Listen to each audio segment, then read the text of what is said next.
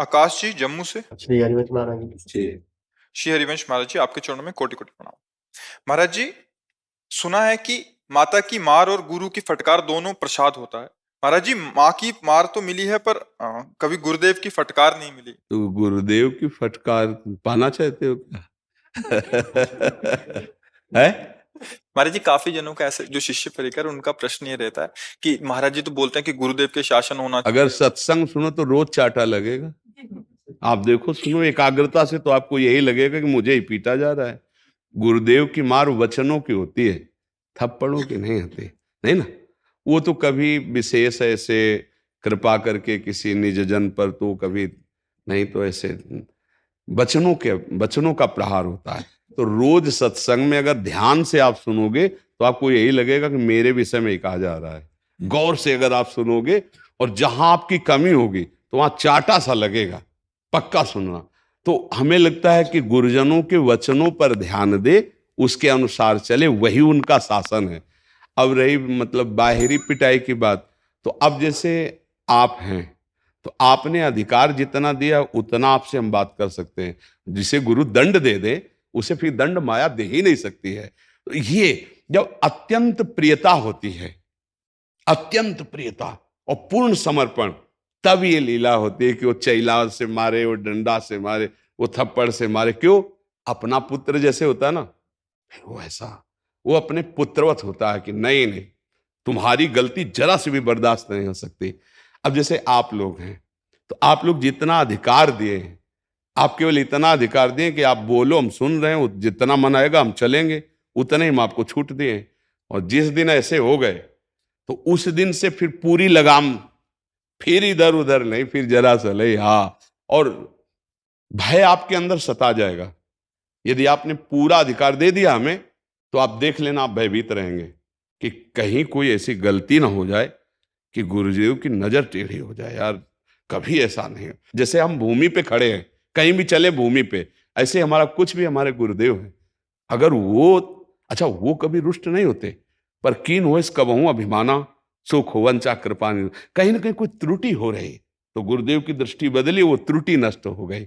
जैसी प्रीति होती है ना, वैसा निर्वाह करते हैं गुरुजन। तो अपने लोग देखो, अगर अभी दबका दें, आप सच में बिना अपराध के दबका दें तो आप कहोगे ठीक है, फिर आज के बाद हम कभी नहीं आएंगे। आ जाएगा, नहीं आ जाए। और अगर आपका ये कि मेरे जीवन नाथ है, तो वहीं खड़े गेट में रोएंगे कि महाराज जी आप मार लीजिए, लेकिन आप ऐसा ना कहिए कि आपके सिवा हमारा कोई नहीं है। महाराज जी पक्का कह रहा हूं, आपके सिवा कोई नहीं। ऐसे आप गिड़गिड़ाते मिलेंगे। वो स्थिति फिर अंदर से पकड़ लेती कि ये मेरा है। नहीं तो ऐसे जैसे है ना, 4 दिन तो बहुत प्रेम दिखाने वाले मिलते हैं, बहुत मिलते हैं। और जब हम लोग ये देखते हैं कि हमसे प्रेम करना चाहता है क्या, तब हम लोग वक्र हो जाते हैं। संसार का प्रेम अपना, जब आप हमसे कहोगे मैं तुमसे प्यार करता हूं, तो हमारी पूरी दृष्टि आप पे हो जाएगी। और जो आपको भगवत प्राप्ति में बाधा पहुंचाने वाले रोग हैं, उनके प्रति हमारी कड़ी दृष्टि होगी। तब आपको लगे हम तो बोल रहे हैं प्यार करें और ये ऐसी बात कर रहे हैं, ये कड़ुआ व्यवहार कर रहे हैं, भाग जाओगे। और अगर टिक गए तो इसका फल होगा कि श्री जी तुमसे प्यार करने लगेंगी, लाडली जो आपकी हो जाएगी। पर गुरुजनों का प्यार बहुत बिरला होता है। हर सेवा और हर प्यार का फल कड़ुआ मिलेगा, फिर प्यार मानो तो प्यार है। यहां ऐसा नहीं है, यहां उल्टा होता है। तुम करोगे प्यार और हम करेंगे वार तुम पे, और तुम उसे मानो प्यार, फिर हम करेंगे तुम्हें प्यार। अब इसको समझ पाए तो समझ पाए कि मतलब प्यार का मतलब क्या होता है। संसार में स्वार्थ को प्यार कहते हैं और हमारे पास परमार्थ को प्यार कहते हैं। परमार्थ तुम्हें भगवान से न मिला दे तो हमारा प्यार क्या, तुम्हें भगवान से न मिला दे तो हमारा प्यार क्या। हमसे प्यार का मतलब मेरी लाडली जू से प्यार करना। और लाडली जू के प्यार के लायक जैसे माँ सजा के बाप की गोद में बैठालती है ना बालक को, ऐसे गुरु सजा करके इष्ट की गोद में बैठा लेता है। तो इसलिए हमारा जीवन गुरुदेव की आज्ञा पर रहे, उनके अनुसार चले, यही डांट है। नहीं, डांट का मतलब थप्पड़ उप्पड़ मारना तो बाहरी होता। अगर आपको लगता है मन बुद्धि को डांट देती है, हाँ, वो तभी डांटा जा सकता है जब हम समर्पित हो जाते हैं। देखो अभी तुम कुछ भी करो तो हमको डर नहीं है, लेकिन ये सोच भी नहीं सकते। ये सोच में क्यों? इनका कोई आश्रय नहीं है, इनका कोई ठिकाना नहीं है। ये हमारे लिए हम बाबा जी बने। अब जब तक आपका अपना अस्तित्व है तब तक प्रभाव नहीं पड़ पाएगा, आप समझिएगा। शरणागति कब तक अर्जुन से भगवान नहीं बोले गीता जी में, जब तक रथ से उतर के साष्टांग दंडवत करके और ये कहा शिष्यस्तेहम साधिमाम त्वाम प्रपन्नम, प्रभु मैं आपका शिष्य हूं, आपकी शरण में हूं, अब आप मुझे उपाय बताओ, युद्ध करना श्रेय है या सन्यास लेकर भजन करना श्रेय है। तब गीता जी प्रारंभ हुई ना जी। महाराज जी एक समाधान और दे दीजिए। महाराज जी आप सत्संग में प्राय कहते हैं कि जो आपसे गलती हो जाती है वो अपने गुरुजनों या महापुरुषों के आगे अगर स्वीकार करते हैं तो वो प्रायश्चित हो जाता है, या वो जो समाधान दें भी आए दिन कोई ना कोई हम गुरुदेव के आगे स्वीकार करना हाँ, चाहते हैं। उसमें बात यह है कि जो गुरु की छवि आप विराजमान किए हो, तो आप क्या छवि ही मानते हो क्या? गुरु साक्षात मानते हैं ना। अब देखो, जैसे हमारे सिर पर विराजमान और हमारी आप कुटिया में जहाँ हमारा वास है, तो हमारे सिराने गुरु जी की पादुका हैं, गुरु जी के मोजा हैं, गुरु जी की प्रसादी, और सामने गुरु जी विराजमान छवि में, मतलब रात दिन उनकी हम दृष्टि में रहते हैं। अब जैसे हमसे कोई गलती हो जाए तो हम छवि के सामने खड़े होकर ऐसे, प्रभु आप सर्वज्ञ हो, मेरे से गलती हो रही, नाथ आप प्रगट में तो आप कहने में संकोच कर सकते हो, लेकिन छवि से कहने में संकोच है, क्योंकि हमारी घर की चीज है ना, तो उनसे हम वैसे ही होगा जैसे गुरु के सामने प्रगट में कहने से वैसे ही होगा। वो आप देख लेना, अगर आपसे गलती हो रही तो गुरु की वक्र दृष्टि आपको दिखाई देगी, बिना मतलब आपको लगेगा नाराज है क्या, ये डर लगने लगेगा, पक्का समझ लो। वो सदैव हमको प्रियाजू के योग्य बनाना चाहते हैं। हम प्रसन्नता या नाराजगी बाहरी मानते हैं, जो गलतियां हुई उनको बताया कि देखो ये त्रुटि है, इसको संभाल, ये कृपा होती है। जैसे आपने कुछ किया, हमने बड़ाई कर दिया, वो हितकर नहीं होता, वो हितकर नहीं होता। अगर गुरु बड़ाई कर दे तुम्हारी, तो सच्ची कहते तुम्हें एकांत में जाकर रोना चाहिए कि आज कौन सा अपराध बन गया कि मेरे गुरुदेव ने मेरी बड़ाई कर दी। और जब गुरु जी आपको डांट दे, निंदा कर दे, तो जान लेना कि निहाल कर दिया गुरु जी, किसी बहुत बड़े प्रारब्ध का नाश कर दिया, और किसी बहुत बड़ी घटना का नाश कर दिया गुरुदेव ने।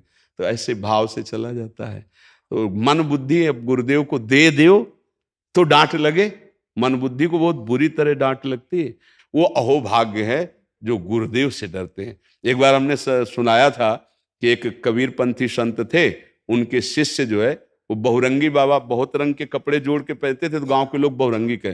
कोई अपराध बन गया होगा, मतलब कोई गलती ऐसी, ये हम लोग नहीं जानते, पर उन्होंने ऐसे और एक बहुत बड़ा डंडा ऐसे लिए थे, वृद्ध थे, पीठ में ऐसे दोनों हाथ से लाठी मारते, और बस वो ऐसे साहब साहब करके पीछे होते, फिर कहते हाँ, फिर 10 लाठी मारी पीठ में, ओ खूब तगड़े तंदुरुस्त ऐसे साहब। तो जब वो निकल के बाहर गए तो कुछ नवयुवकों ने कहा कि अरे बुड्ढे थे तुम, लाठी खा रहे थे, धक्का मार देते थे। अरे कहा नहीं, हमारे साहब हैं। और जब हम गुरुजी से एक दिन ये बताया तो उन्होंने कहा धन्य है वो शिष्य जो गुरुदेव के प्रति ऐसा समर्पण, बोले उसे माया कभी दंडित नहीं कर सकती, काल कभी उसे दंड नहीं दे सकता। खूब नाम जप करो। गलत आचरण जब करने जा रहे हो उस समय देखो कि तुम्हें गुरुदेव देख रहे हैं, बस बच जाओगे। अगर ऐसा अभ्यास कर लो कि कोई गलती करने जा रहे हो उस समय देखो कि वृंदावन से बैठे बैठे गुरुदेव सीसी कैमरा लगा है, मंत्र है ना आपके पास, नाम है ना, या आप भाव से मानते हैं ना, तो मानो वो नाम, वो मंत्र, वो भाव सीसी कैमरा है। आप गलती कर रहे हो उनको पता चल जाएगा। अगर ये डर रखोगे ना तो शायद गलती ना हो कि यार मेरे गुरुदेव देख रहे। इसीलिए गुरुदेव की छवि रखी जाती है।